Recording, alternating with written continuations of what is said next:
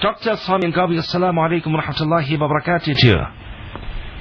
Wa alaikum assalam wa rahmatullahi wa barakatuh. Jazakumullah, Dr. Sab, talking to you. I really wanted to talk to you, subhanAllah. I read about yourself, and the article was talking about the man who dreams of the old Makkah Mukarramah. Can you hear me now? Can you tell us a little about yourself firstly? Yes, I'm a Meccan, originally from grandfather to grandfather, way up to Sayyidina sallallahu alayhi wa sallam. And of course, our line goes through the Prophet to Sayyidina Ibrahim. Alhamdulillah. So, our job is to save the pilgrim since the time of Abraham and Ishmael.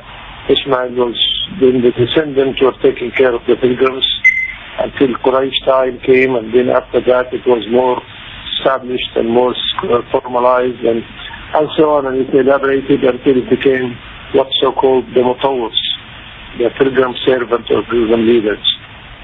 But this is my inherited job. My kind of obtained profession is I'm an architect. I studied architecture, got my bachelor, master, and doctorate in the Meccan architecture, and I came back 73, 72, established what was called the Hajj Research Center. Okay. And from 0 point, so I was the founder. And then I continued from 1 person to 5 person to 15 to 150 people. Full time working on the Hajj, researching, studying all the different professions. Full time working to find solutions for the problems that start to happen because of the changes in the technology and the number of pilgrims. So we're trying to find the balance between what would be the history and what would be the constant that's being inherited, and what are the changes, so we don't lose the history and we don't lose our culture and we don't lose the Hajj itself. Definitely. In the middle stages. Dr. Sami, like many people, you yearn for the old Makkah Mukarramah, subhanAllah, the old structure. Is all the modern architecture, removing the historic look and the lovely feeling of the old Makkah Mukarramah? Well, it's not only, we shouldn't be really, if we want to talk about this, we should go back a little bit. What is Makkah? We should ask ourselves, what is Makkah and what is Medina? It is Haram. It's a sanctuary. In the modern sense, or the contemporary, what they call natural preserved area, natural parks, protected areas, and this was Makkah, the oldest protected area established by Abraham. Medina was the sanctuary that's established by Muhammad. And there are rules that to this sanctuary that you cannot cut the thorn tree. Even the thorn tree you cannot cut. You cannot hunt or chase the hunt out, and you cannot kill, and you cannot. So it's a place, a sanctuary. Really, if you go deep in the word sanctuary, anybody who wants to dig what is it, it's a sanctuary. So how to plan a sanctuary?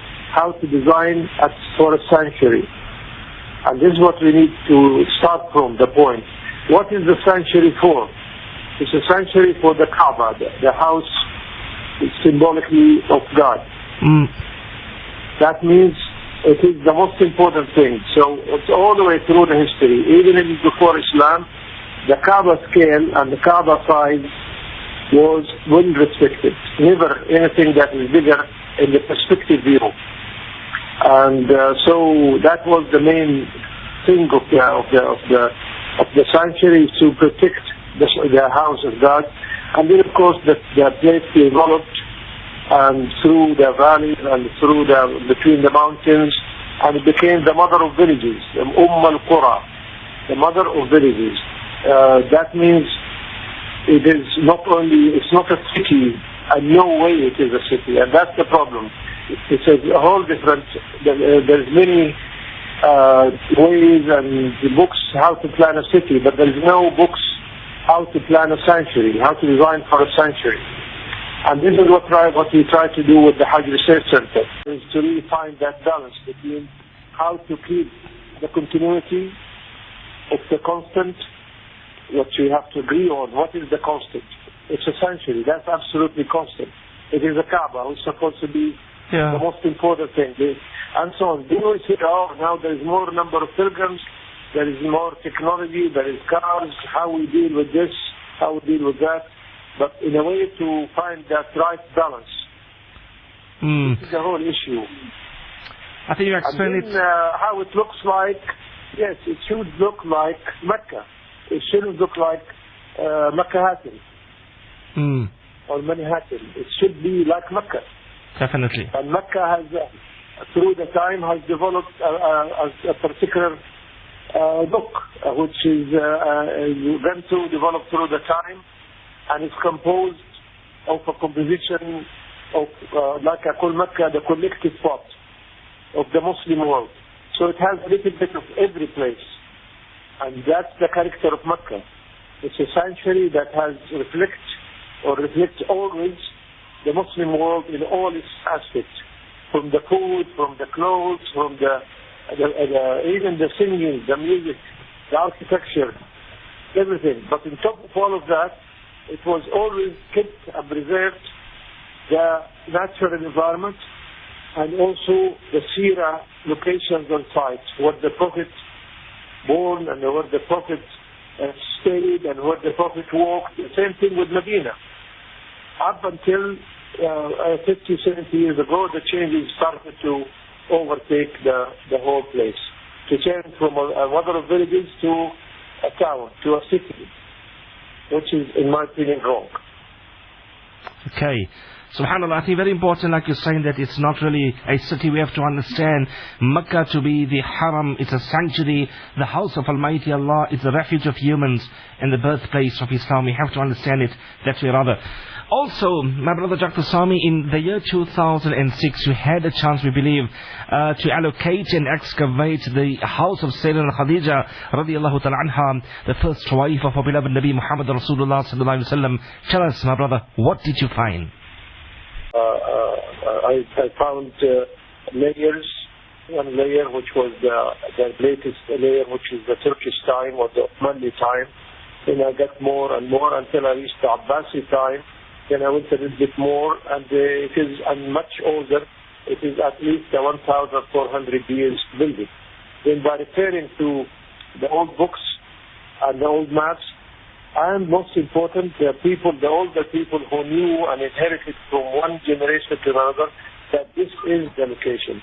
So when I did the digging in a very rushed way because there is no time, I found definitely that this place is ancient, and through the evidence of the historical books and the evidence of the people, knowing that this was the father had told them and what their grandfather told them, and from one generation to the other.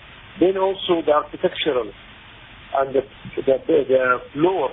I found one floor definitely is on Abbasi pit. So it's not something that's only 100 or 200 years old. That at least definitely goes to 1,400 years old place. Okay. But that could be explained much further if I have plans, I make pictures. Everything is done in a professional way. All right.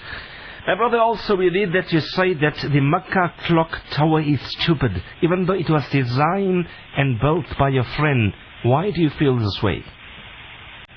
Even if it was built by my father, something which is stupid is stupid. Because it didn't take, what is stupid? Stupid that doesn't take in consideration the most important thing, which is the Kaaba. The important relation to the Kaaba. If it was done like maybe 500, maybe or 800 meters away, it may have to be very different. But the way it is formed and the shape and the final look, in comparison with the Kaaba, it is not very intelligent, at least. But it's not his fault, I could say. It's already been decided there is a tower here. And he put the clock. to be fair, and he kind of put the topping on the cake. All right. And we of course, when I meet with him, we argue and talk and so on. But the problem is the basic factor that is happening, and it's not taken into consideration what the Prophet has done. Everything is concentrated to be done in the central area, around the mosque. And the Prophet ﷺ did not do that. The Prophet ﷺ stayed 5 kilometers away from the central area, and with his companions. And he came to the mosque only 3-4 times. One time when he's coming, one time after he finished the pilgrimage, one time as I say the farewell. So the insistence of being directly, that insistence that this should be in the central area, and it has to be there, that is one of the problems that's causing the big problem. We should use the whole of Makkah out of the center of the area and connect it with public transportation, and then if we have to have high buildings, we can put them way back, and they still can see so the height should be at the periphery, and as you reach closer to the Kaaba, then it should be restricting and lower. And it should be also another thing, it should restrict the mountains, which is part of the sanctuary. So there is rules that could be applied and not to be broken. But of course somebody could challenge and say, but we need the number of pilgrims increasing. It cannot, if you take only the central area of Makkah and fill it totally with skyscrapers like they have with those ones, it will not take more than 500,000 people. We're talking about 5, 6, 7 million. Yeah. So there is no way to do it in the central area. So we have to really be intelligent in our planning, intelligent in our architecture and our decision making, and really see the thing in a much bigger perspective, the holistic perspective. We have to take into consideration the safety, the security, and all the other aspects, and also, of course, the prayers. There is so much complexity here that it's not just a matter of making something look like. That's not what we're talking about. I mean, if this tower is even done exactly like the old architecture, I wouldn't have liked it. It's not a matter of that it's imitation or, making up makeup. It's not a makeup. All right, my brother. Yeah, it's true what you're saying. Dr. Sami, have you been approached for your outspokenness? And does your criticism of the modernizing of Makkah Mukarramah get you in trouble with the authorities?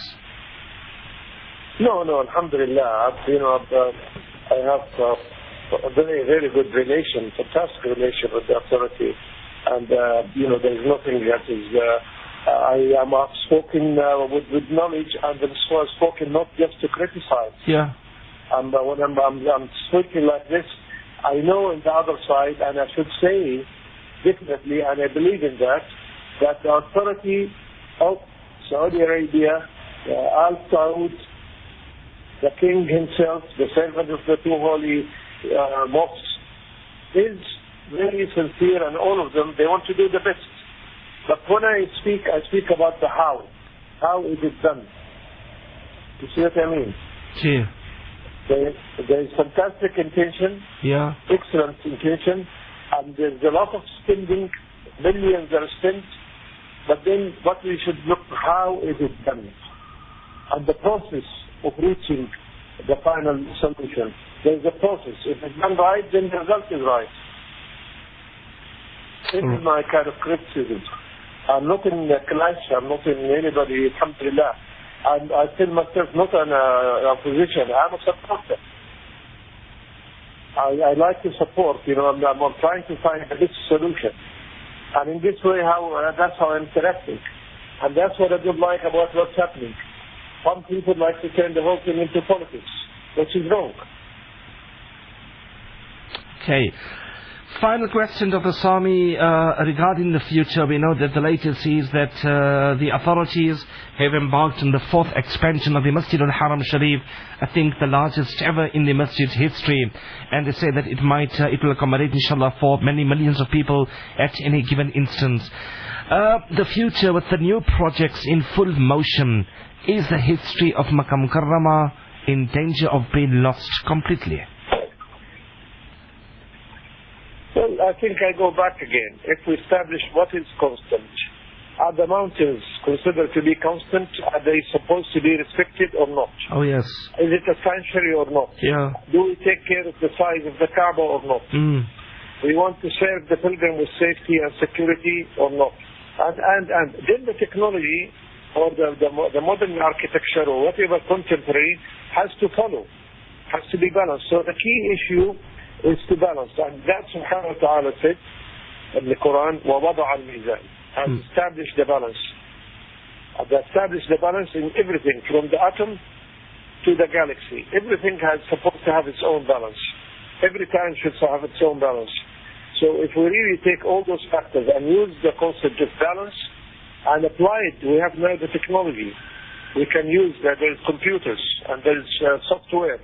And we can really build simulation models for the Makkah and Madinah and the pilgrims, the road, the street, everything. And then we can test everything on a simulation model. I mean, people use simulation models to reach Mars or to reach the moon. And we can use the simulation modeling, I think, to test everything, and we then see this is the tool that we can use. And then we can see what's happening, because everything in the Hajj is related to something else. From the smallest part of the Hajj, like, the smallest street capacity is related to the biggest highway. It's all related, because it impacts. If you don't watch out, you'll have a problem, and you enlarge something and you have a problem somewhere else. It's the idea of the chain. The chain, the strength of the chain is in its weakest link. But the problem with the Hajj, the weakest link is always changing. We never can predict where is it. But if we have a real planning, a good one with simulations, to test everything we're doing and predict and have the alternative plans and action plans and what we do. If this happens, then we do this. If this happens, and all this needs full-time expertise, trained people who will not only plan, will be also taking care of the pilgrims when they come, from the highest person to the street cleaner. They all have to be trained, and they have to be ready. And we have to start the countdown for the next Hajj. As soon as this Hajj finished, then we have a countdown. And every day we should have established something until we reach that big day. So it's not happening randomly. We know when it's going to be. So we should be ready for it. That doesn't mean the government is not doing that, but it just needs to be in a very coherent and in a way that everything is interrelated and tested against something else. And this is what I'm saying all the time. We need, from 40 years ago, we need to build modeling, a simulation model for every aspect of Hajj, Makkah, Medina, and then we can test everything. And the equipment is there. And the money is spent by billions. Yeah. And this process doesn't take billions. It's much cheaper than that. So we have to use that scientific way, but taking into consideration that we are talking about a religious event. We're talking about holy sanctuaries, holy feeling, and holy, things that cannot be predicted. We cannot take, like we're talking about New York or talking about somewhere else. No, we're talking about a place that's supposed to, in its architecture, in its streets, in its scale, in its everything we do there, has to help the soul to be elevated to the spirituality level. And that is an art in architecture, an art in city planning, which is not known, but we know it. Because I learned how to plan a sanctuary. I'm a Hajjologist. I know what the Hajj needs. If I'm given a chance, inshallah, not to become in a position, no, I want to really, as a consultant, to do something And then if we need, we have many specialists now in the country. And if we need somebody from the outside, yes, we can bring the specialists from the outside. But we have to lead. Inshallah. Dr. Sami, final question, my brother. Some special nasihat, some special advice for our listeners on Radio Islam International here in South Africa. Those, alhamdulillah, who frequent ziyarah to the Haramain Sharifain. Some advices to them when they come to the Mubarak cities of Makkah Mukarramah in Madinah Munawwarah. Well, to really, they have to put themselves in a place that are entering a sanctuary. And as they get closer to the Kaaba, they should try to feel that wholeness, the spirituality of the place. But if they see something that is distracting them, politely advise. Ask, say, by the way, we feel this is not, helping. This.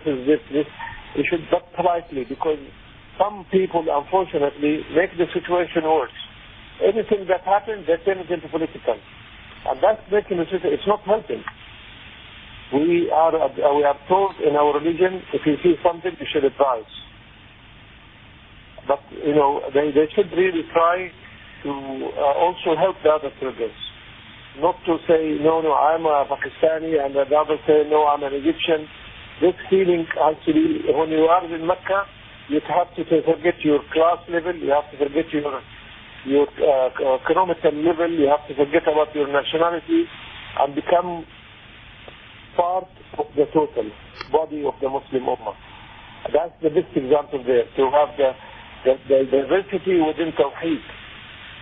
So Makkah is the place for Tawheed. And with the diversity of all the people, that should be the best example, like the day of Arafat. That's everybody wearing the same set clothes, sitting in the same place, and we're reading one book, making one prayer. So that's really the ultimate example of unity and diversity within that unity, which is the reflection as manifested in the whole of the Islamic civilization. And that's what we need now, the balance between unity and diversity. The balance between modernity and inheritance. The balance between the number of pilgrims and the local residents. And the technology with the traditional areas. And nature. That's what I mean. It's a multi-aspect, multi-endless almost dimensions that we need to work on. You cannot say this is it and that's all. No, you have to take everything into consideration. And Wallahu A'lam, of course, it cannot be 100%. SubhanAllah. But balance is our really salvage in our personal life, and this is the theory I'm working on, and it could be applied into architecture and planning and the Hajj. If we cannot apply it here, where do we apply it? Okay. And the whole world needs that example. Now the whole world is going out of balance. But we can make a fantastic example in Makkah and Medina with the intention and the fantastic caring and the amount of money that's spent and the effort that I put. We can make an incredible example to show to the world that yes, we can. Okay. We can, inshallah. Inshallah. Jazakallah, my brother. Lovely talking to you. And yes, I was reading about how you moved to Jeddah, how you built your house. I'm going to talk about that, inshallah, in a bit or two. But Jazakallah, lovely talking to you. You're in a Mubarak place, subhanAllah, in Makkah Mukarramah, close to Makkah Mukarramah, where ibadats and good actions are multiplied hundreds of thousands of times. We request you for your du'as, my brother Dr. Sami, and we talk to you soon again, inshallah. Alhamdulillah, Jazakallah khair. And if somebody needs more information, we have a site, www. MAD, one word, Makkah Madinah. Like representing the word Makkah Madinah, macmad.org. Alright, alhamdulillah, we got it. Jazakallah, doctor. You take care, حياك الله. لا تنسنا في دعائكم. السلام عليكم ورحمة الله وبركاته. جزاكم الله خير. وعليكم السلام ورحمة الله وبركاته.